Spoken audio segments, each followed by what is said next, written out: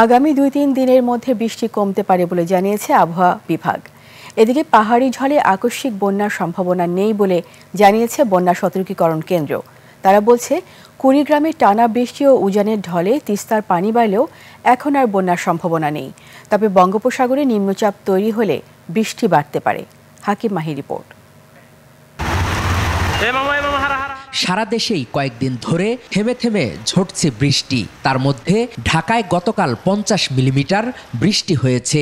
এর প্রভাব বেশি পড়েছে খেটে খাওয়া মানুষের ওপর। পথচারীরাও পড়েছেন ভোগান্তিতে। আবহাওয়া বিভাগ জানিয়েছে, আগামী 2-3 দিনের মধ্যে বৃষ্টিপাত কমতে পারে। পথচারীরা জানান, ঢাকায় ভাঙাচোরা ফুটপাত, রাস্তাঘাট, বৃষ্টিতে ভোগান্তি বাড়ে। দাঁড়িয়ে থাকতে হয় বাসের জন্য। ঝামেলা হচ্ছে, বৃষ্টিতে এমনি রিক্সা ভাড়া বেড়ে যায়। পরিমাণও যেমন স্বল্পতা আছে, তেমনই টুকটাক বৃষ্টির জন্য অনেক ভোগান্তির শিকার হতে হয়। বৃষ্টির লেগে মনে করেন গাড়ি চালাইতে পারি না, ঠান্ডা লাগে। এদিকে বন্যা সতর্কীকরণ কেন্দ্র জানিয়েছে, এবার আর ভারী বৃষ্টিপাতের কারণে আকস্মিক বন্যার সম্ভাবনা নেই। আগামী কয়েকদিন দেশের প্রধান নদ নদীর পানি সমতল স্থিতিশীল থাকতে পারে।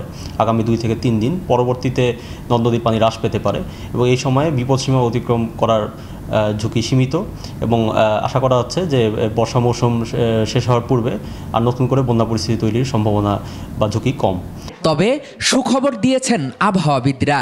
তারা বলছেন, উজানে বৃষ্টিপাত কমবে।